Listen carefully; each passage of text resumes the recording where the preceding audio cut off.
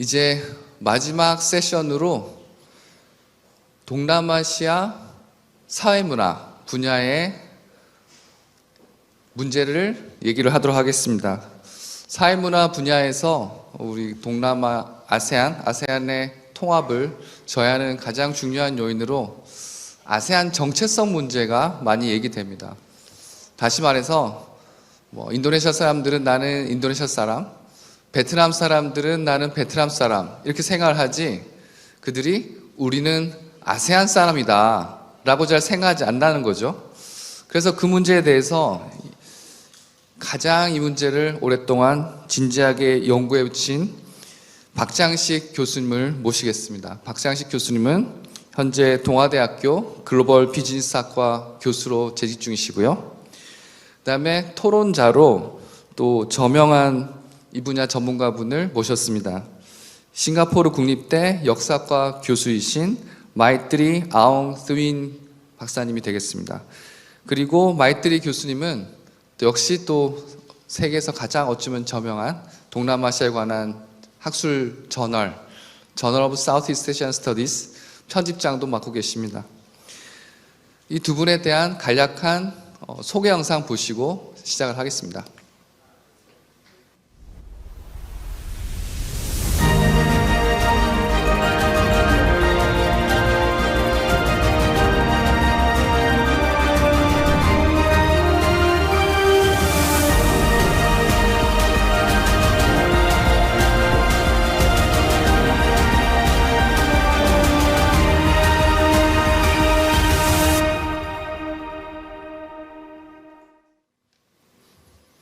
네, 그러면 우리 박장식 교수님 큰 박수로 모시겠습니다.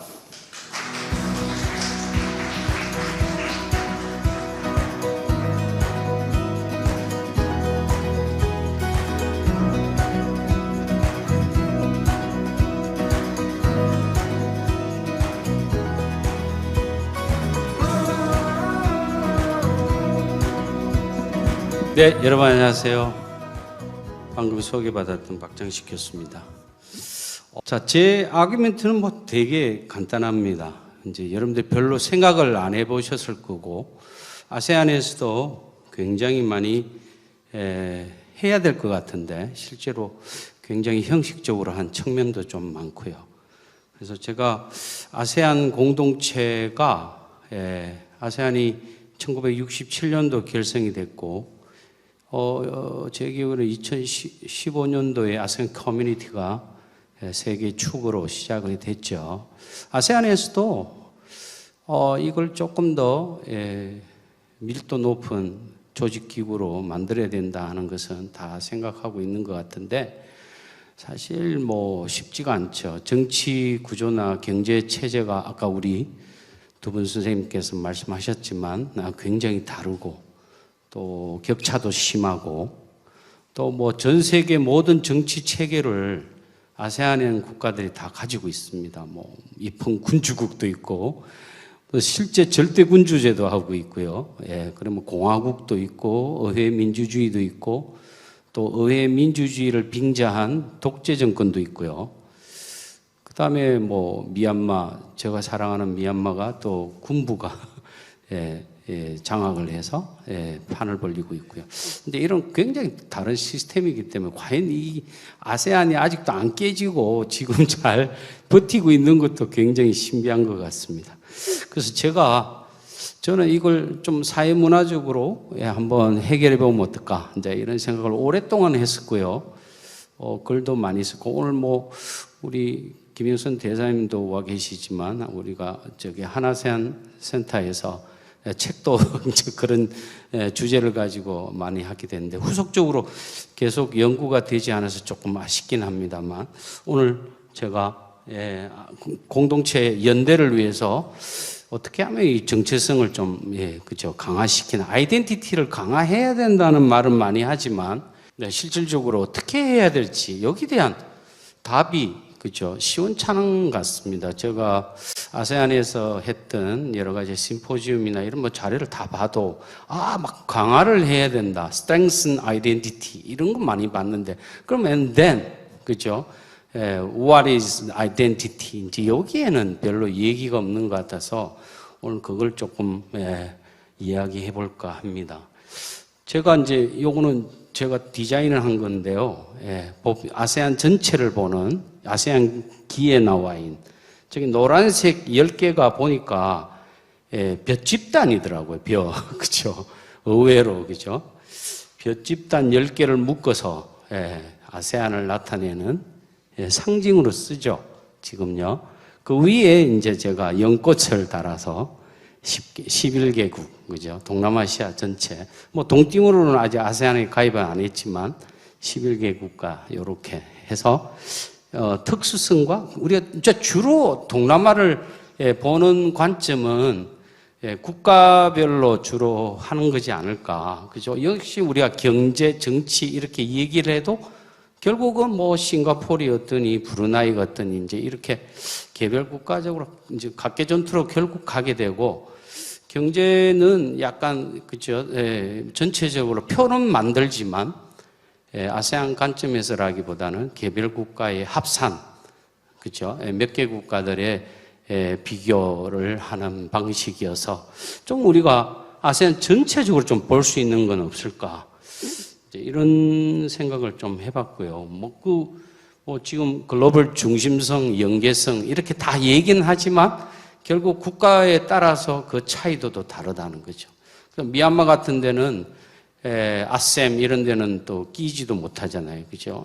근데 아세안 국가이기도 한데 어떤 국가들은 참여하는데 어떤 거는 절대 들어오지 못하는 것도 있고. 이런 것 자체가 아세안의 내부적 구조나 결속을 조금 흐트리는 거 아닐까. 그래서 이게 뭐 그동안 뭐 어영부영 넘어가다가 아세안 군부가 재등장하면서 이 문제가 좀 심각해진 거 아닌가. 근데 결국 오늘 뭐 첫 번째 주제 우리 이재현 박사님이 하신 게 아마 그런 대표적인 얘기가 될 거라고 생각합니다. 그래서 뭐 아세안 통합을 이 다양한 걸 어떻게 그죠?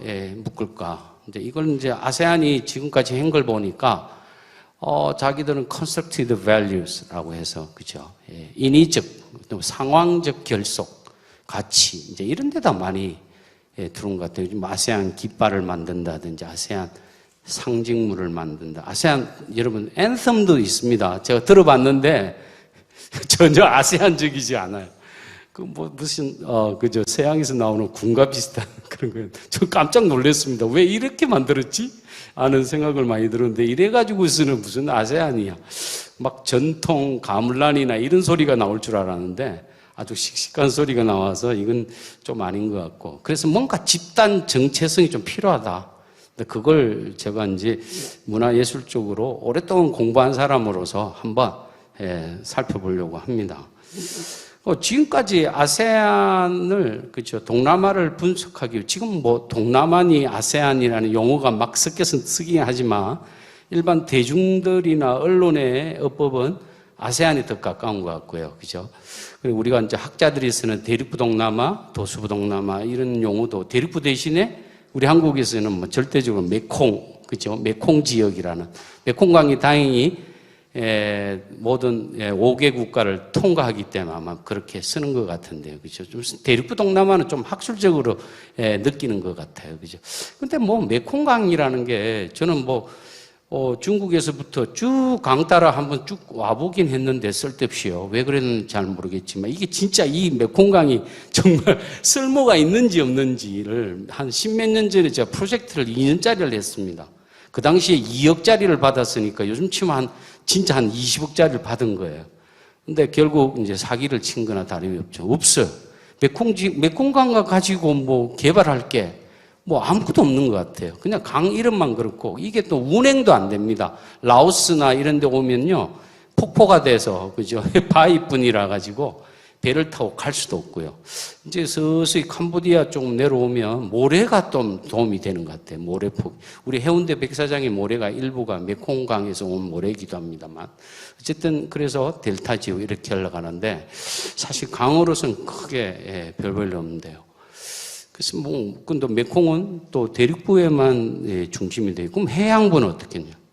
바다를 볼 거냐? 또 아니면 섬을 볼 거냐, 이제 이런 문제도 좀 있는 것 같아요. 그래서 요즘은 이제 도스부 동남아, Maritime Southeast Asia 이런 용어보다는 그죠, 오히려 해양, 그죠, 바다를 중시 여기는 해양부 동남아, 뭐 이런 용어도 다시 등장하게 됐죠.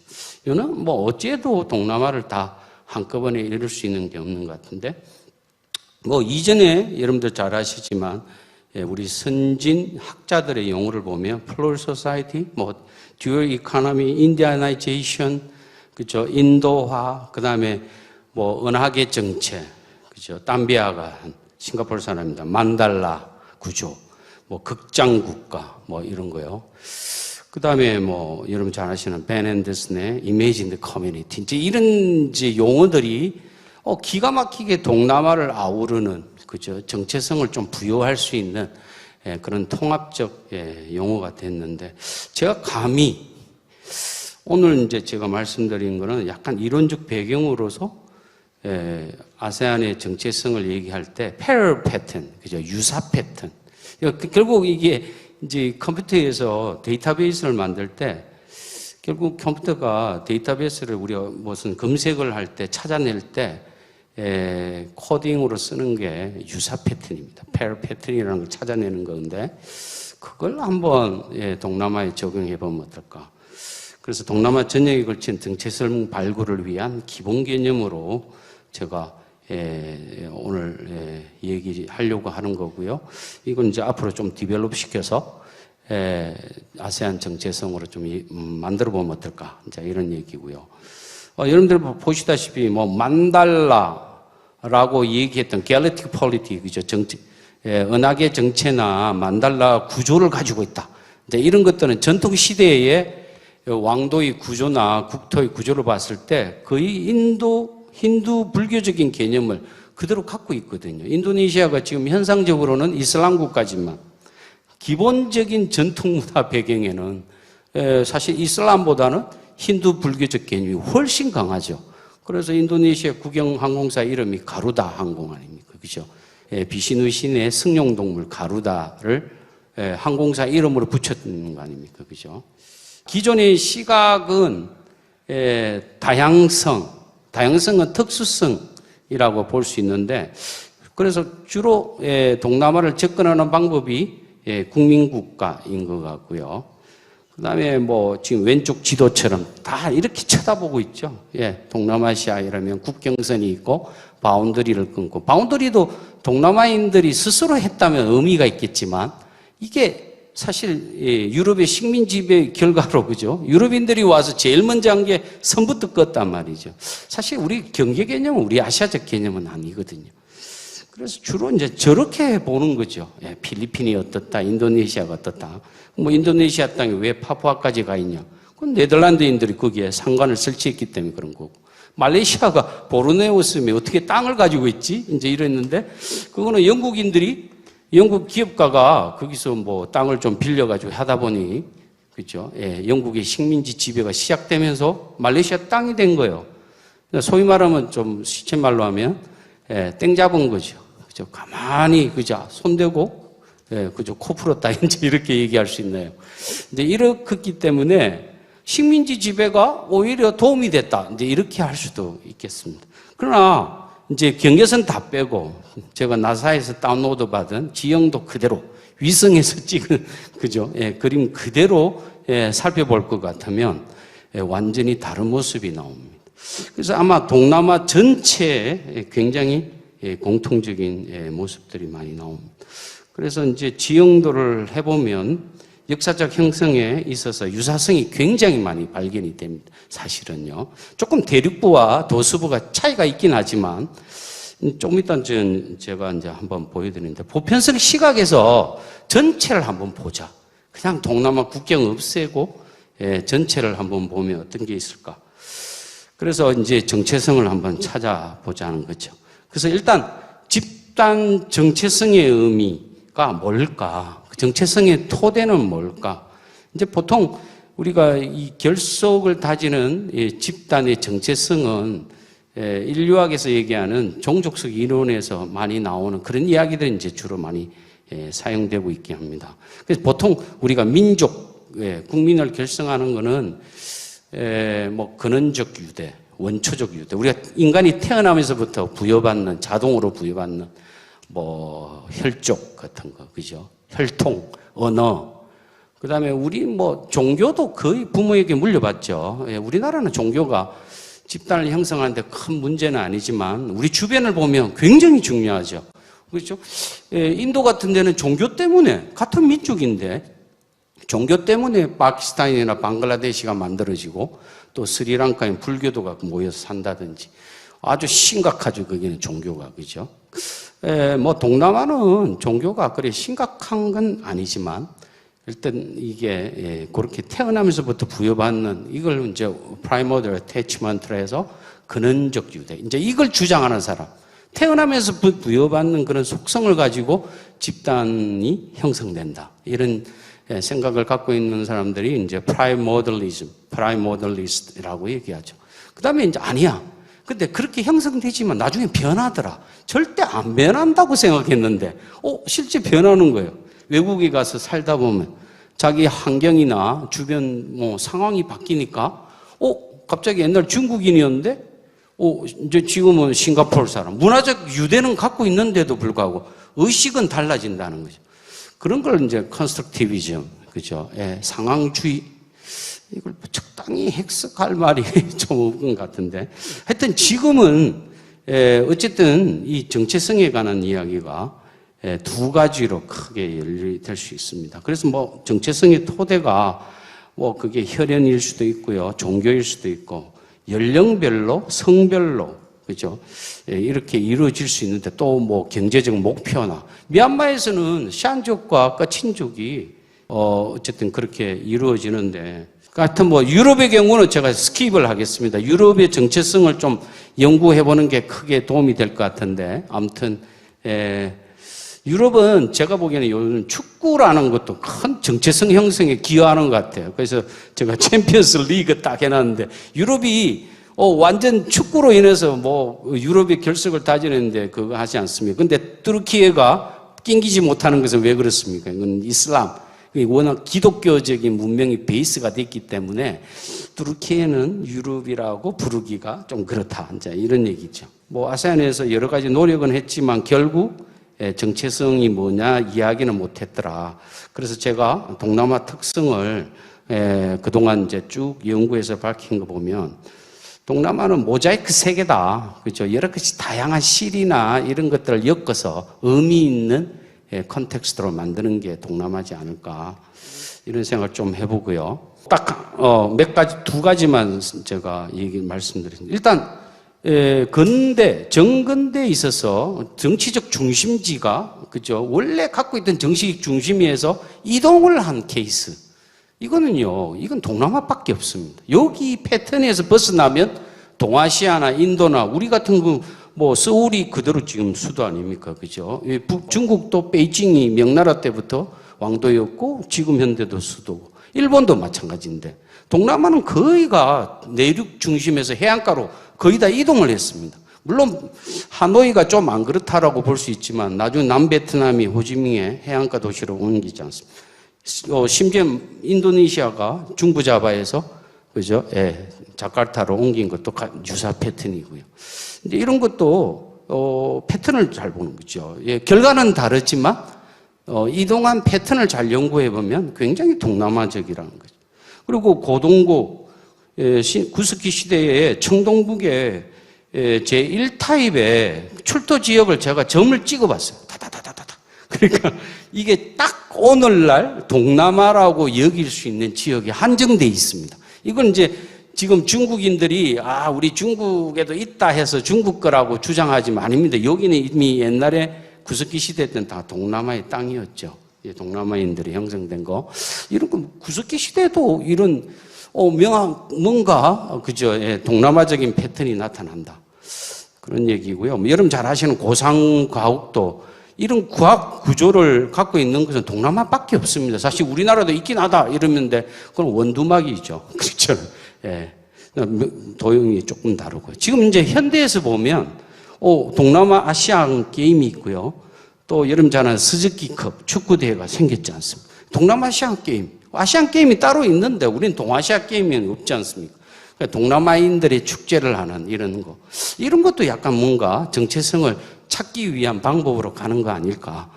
그래서 이 사우디스트 에이시안 게임스 이것도 축구도 됐고요. 이것도 아까 유럽처럼 그와 유사한 것을 하고 있다는 거죠.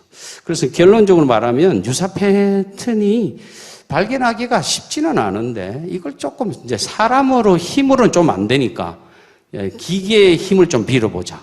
그래서 요즘 이제 알파고처럼 아세안 동남아 연구의 툴로 AI를 한번 만들어 보면 어떨까.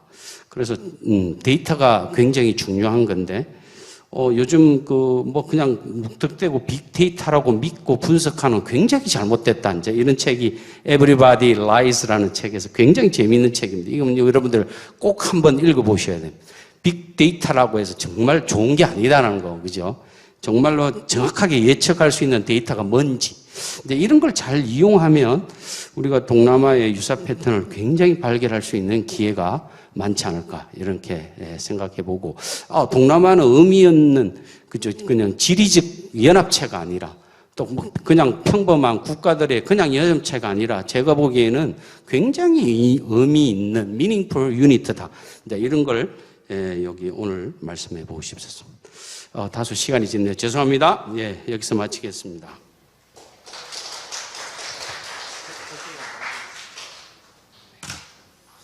네, 감사합니다. 박장식 교수님. 유사 패턴이라는 아주 흥미로운 개념을 제시해 주셨는데 여기에 대한 토론도 너무 기대됩니다. 우리 싱가포르 국립대 마이트리 교수님 앞으로 모시고 그러면 토론 진행하겠습니다.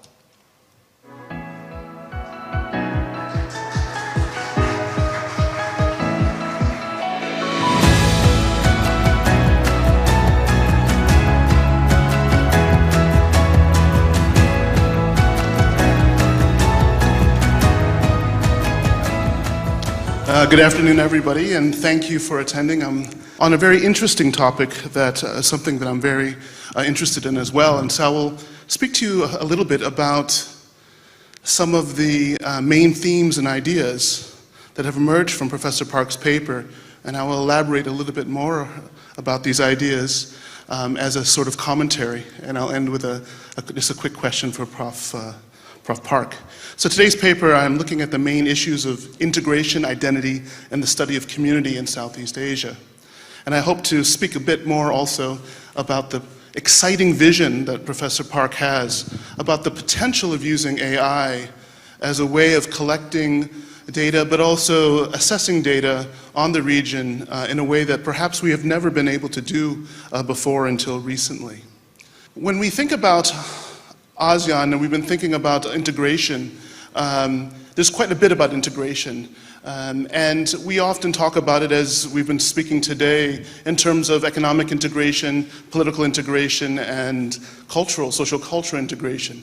But we have to also realize there's a bit of fragmentation as well, and disconnectivity that also goes along with ASEAN connectivity. So as much as we are talking about the ways in which ASEAN is coming together, there's also instances of pushback, of friction, of disconnectivity that not only countries within the region have to deal with, but also ASEAN has to deal with, as well as partners from overseas like Korea that wants to promote this type of coming together. So these are broad processes that are a challenge for all the stakeholders involved.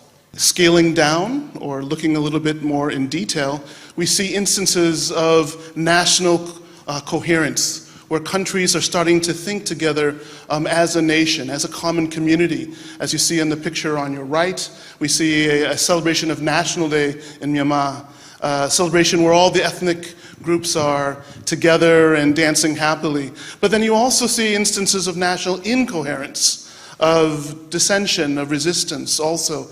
Of also ethnic groups that are trying to, as you see in the picture on your left, express dissent over recent political events since 2021. So countries, as much as So as the region is not only talking about integration, but so our nations are also talking about integration. And so in order to understand regional integration, we need to also study national integration as well. And what we see, I would argue, over time, as well as in the contemporary period, is we're seeing a contest over community, the notion of community, a contest over identity, belonging, and affiliation. How people define what a community is, how people understand who they are in relation to others, not only folks from their own country, but also folks perhaps from their neighbors.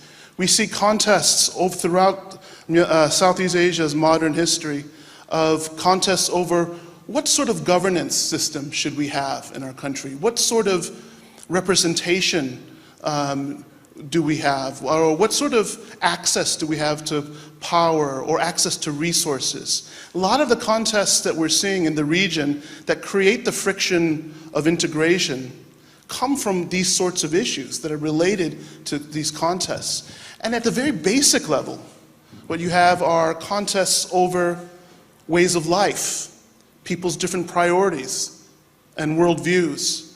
I'll give you just a quick example. The folks who are in the highlands have a very different way of life than the folks in the lowlands. The folks in the rural areas have very different ways of thinking and different concerns than those in the cities. And these types of different priorities sometimes clash when it comes to thinking and talking about integration and community. You see in the picture here, for example, protests about where the Sabah should be part of Malaysia or should be part of the Philippines. And so even within your region, you have these challenges over who belongs in a community, who doesn't. Who do we belong to? And so these are challenges. Just in case you're tired from the long day, I'm going to give you my conclusions right away.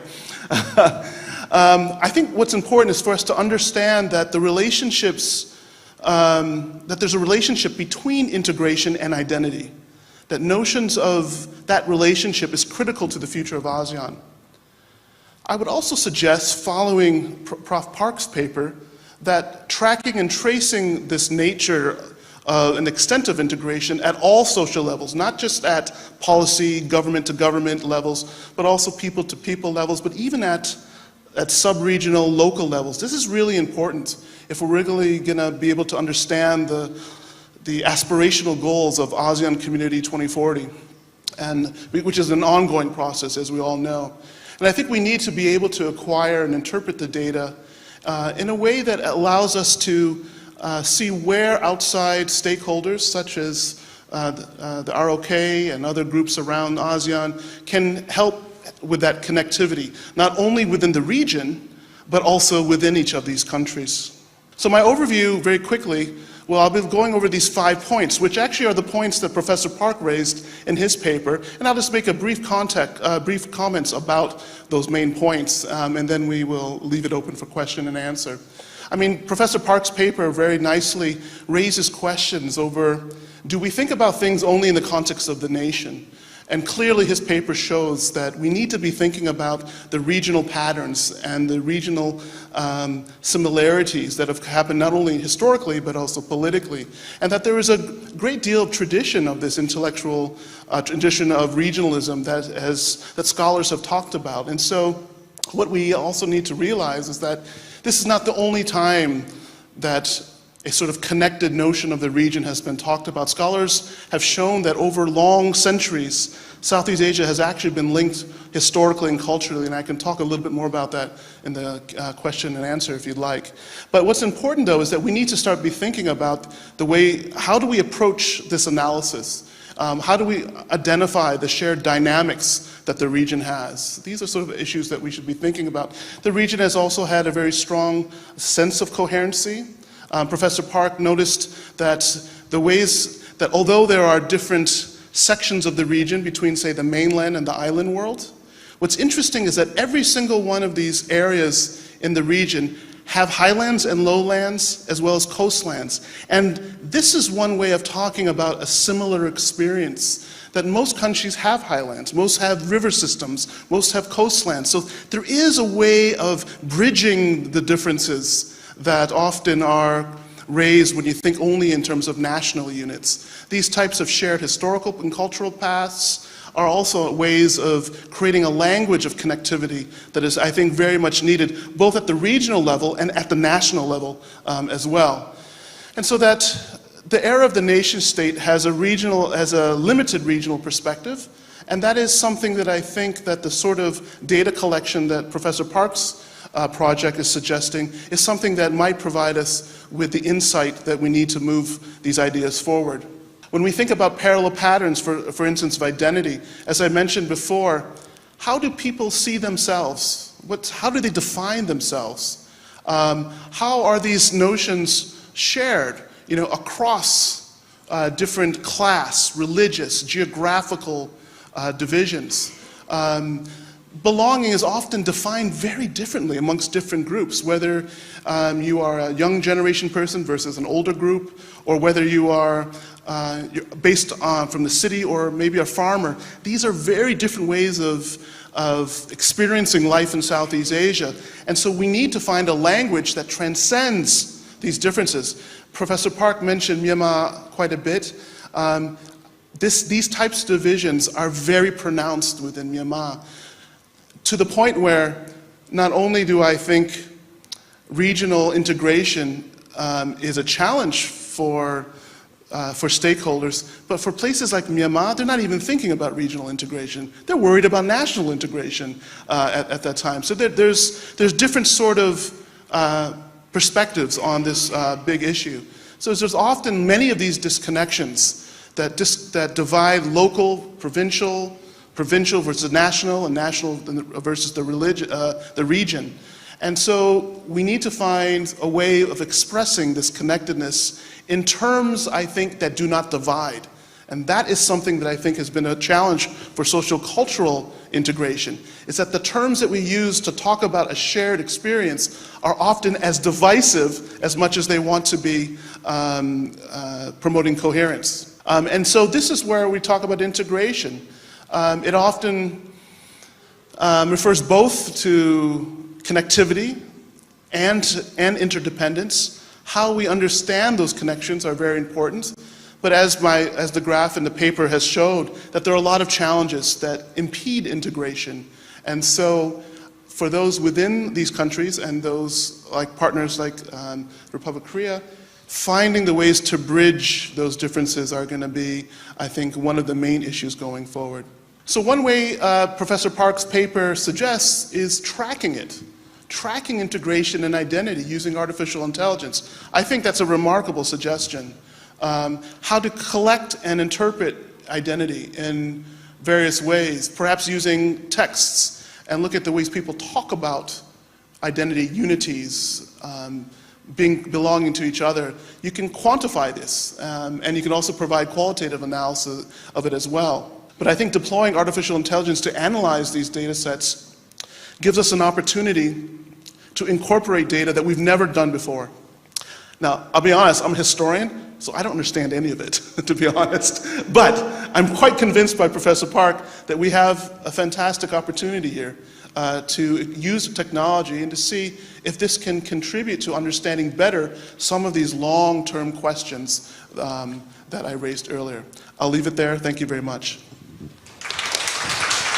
Thank you very much. 되게 정리도 잘해주시고 좋은 또 제안도 많이 주셨는데 특히 AI를 이용한 데이터 컬렉션 그걸 통해서 아세안 아이덴티티를 밝혀보겠다.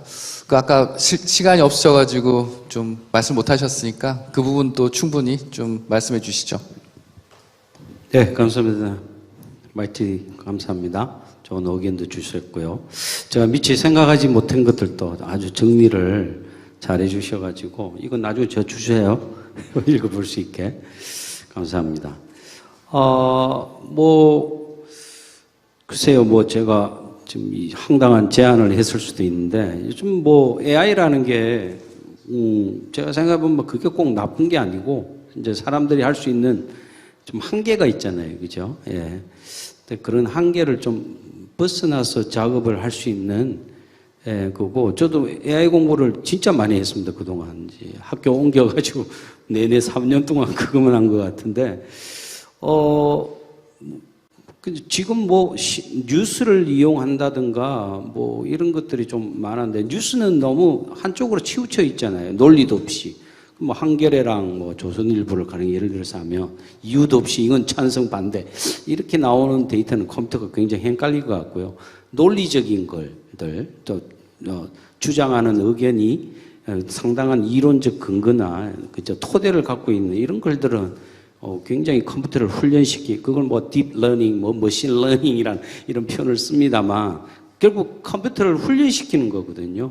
잘 생각을 할 수 있도록 돕는 데이터만 잘 발굴하고 하면 이게 꼭 아이덴티티를 발굴하는 데 쓰는 게 아니라 좀 더 나아가면 AI for Southeast Asian Studies.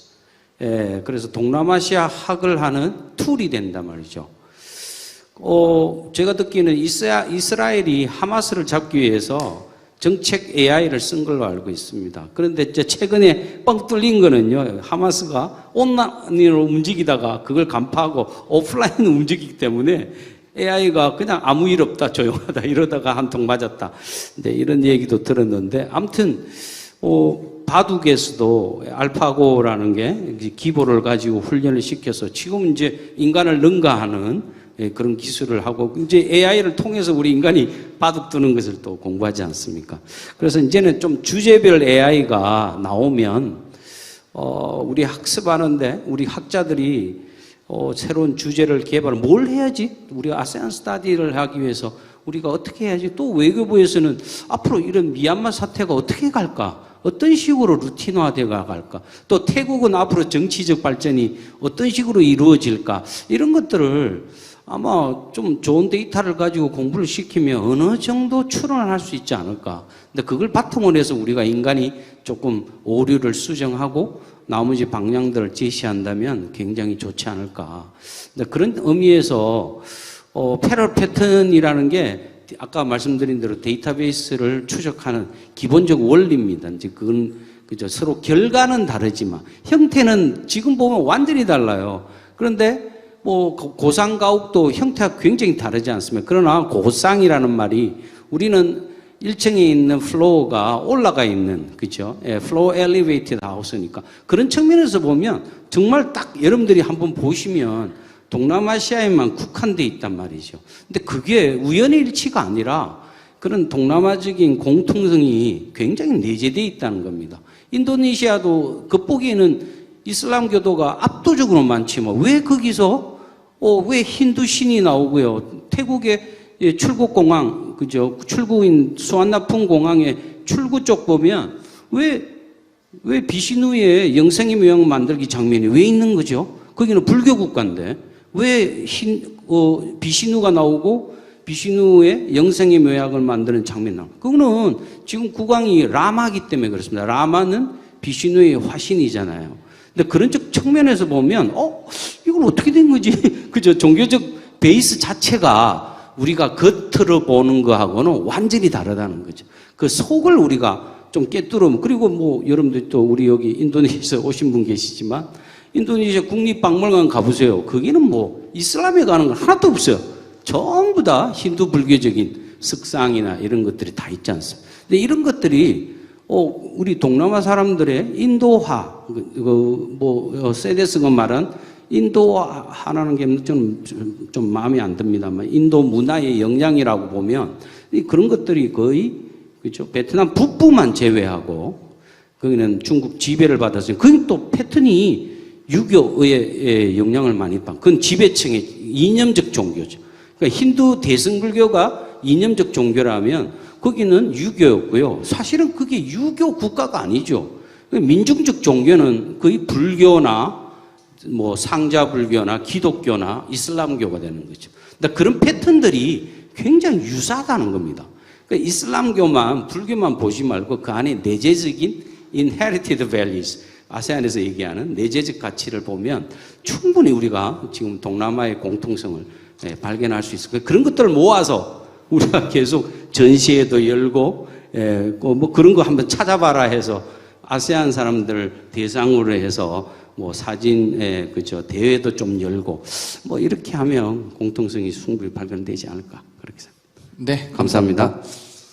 자, 이제 온라인에 계신 분들 중에는 질문이 없으신데 지금 장내에 계신 분들 중에 질문 있으신 분, 네 말씀해 주세요. 두 학생, 네, 이동원 학생부터. 네.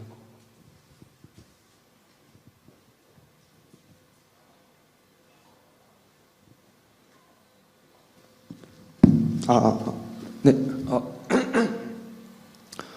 교수님 이제 발표랑 토론 정말 잘 들었고요.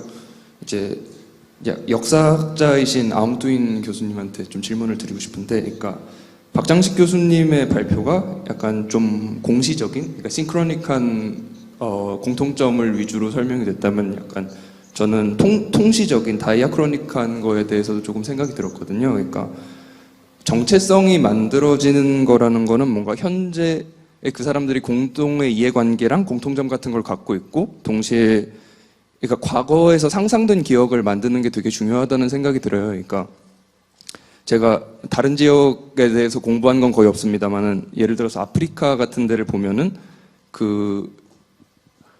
뭐라 그럴까요? 약간 더 식민주의의 역사라든지 노예무역의 역사라든지 같은, 그리고 인종주의의 피해 같은 것 때문에 뭔가 그런 연대의 끈끈한 정체성이 훨씬 강한 것 같거든요. 그래서 반대로 동아시아 같으면 문화는 비슷함에도 약간 이해관계가 안 맞는 것 때문에 좀 통합을 상상하는 게 어려운 점이 있는 것 같고, 그래서 이제 제가 드리고 싶은 질문은 약간 동남아시아인들을 하나의 정체성으로 설득시키기 위한 공통의 역사적 경험을 꼽을 수 있다면 어떤 것이 있을까, 이게 좀 궁금했습니다. 네, Professor Maitri, could you answer the question? Thank you for your question. What's very interesting about Southeast Asian history is that in some ways it's very similar to African history. So it's a neat comparative trans-regional opportunity to compare the histories of Africa with those of Southeast Asia. Yes, there is a cultural foundation that links Southeast Asia, but there's actually also a very historical one too. That links Southeast Asia. Like Africa, as you mentioned, there's a strong history of political and economic development in the pre-colonial period, the formation of policy of polities, the formation of systems of governance. In fact, a recent scholar who has looked at it in terms of integration, looked at pre-colonial integration, and looked at how, for instance, around not just Southeast Asia, but even with Europe, Japan, China, and India, for some reason around the world, there were parallel moments when territorial consolidation, administrative centralization, economic systemization, cultural homogenization, all came together around the same time. And so based on it, what's interesting is, though we're talking about ASEAN integration now, historians look at integration as a way of studying these connections and historical parallels, so that Southeast Asia is actually part of global history in a very interesting way. But to make a finer point, many Southeast Asians actually can learn from each other, and that's where I think there's strong potential if they know each other's histories, for example. They may, for instance, be able to listen to their neighbors about the struggles that they went through to modernize, to develop their governance systems, to improve their infrastructure. For instance, if Myanmar would be able to look at Indonesia or Vietnam, even Thailand, as they do, to see how they, or Singapore, how they've tried to overcome their challenges. Because they all went through World War II together. They all went through the Depression together. They've all gone through a period of decolonization and civil war. All the Southeast Asian countries basically dealt with those issues.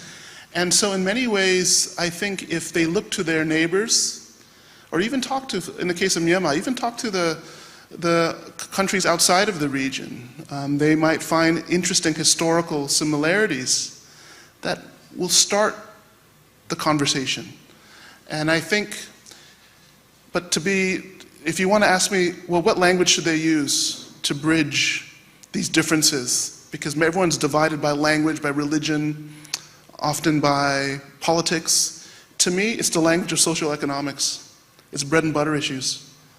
No matter where you come from, whether you are speaking Chin or speaking Bama or speaking Mandarin or whatever, you all want jobs, you all want housing, you all want hospitals, you all want education, you all want savings, things like that. And I think the language of socioeconomic may transcend the differences that many of these countries in the region have. So I think integration should probably be expressed along those words and those ideas, rather than the way integration may be talked about in Myanmar right now, which is often through political identity, which is only lubricating the existing differences that are there. Thanks again for your question. 네, 다음. 네. I would like to ask a question to Professor Maitri. First, thank you for your insightful lecture, and you're pointing out the concept of coherence and incoherence, and the question of how people define community were so interesting. And I guess there are a lot to think about them. So when applying the concept of incoherence to Southeast Asia, conflicts often arise in countries like Thailand, especially in southern Muslim provinces, and due to ethnic and religious issues with Malay people. So when I visited Thailand, I asked a Thai professor how Thai people felt about Muslims in Thailand. And at that time, he replied that Thai people recognize Muslims living peacefully around Bangkok and Muslims living in extreme situation in South separately. So as you said, I think this is an example of incoherence within the country.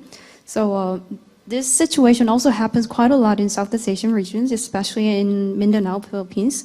So, and for me, being an undergraduate student myself, it has always been quite difficult to come up a clear answer, and I'm not really sure there exists a right method to deal with these kinds of problems. So then what kind of efforts do you think should be made in these regions at the domestic and foreign levels, like within ASEAN community, to strengthen regional integration? That's a terrific question, and that's at the crux of the matter, I think, is how do you get people to achieve that sense of perspective that, yes, those folks living down in the South are also Thai, that we should see them as being Thai, even though they may have a different worldview, share perhaps some differences in priorities and values and so forth, but in essence, they see themselves as Thai. That takes trust, I think.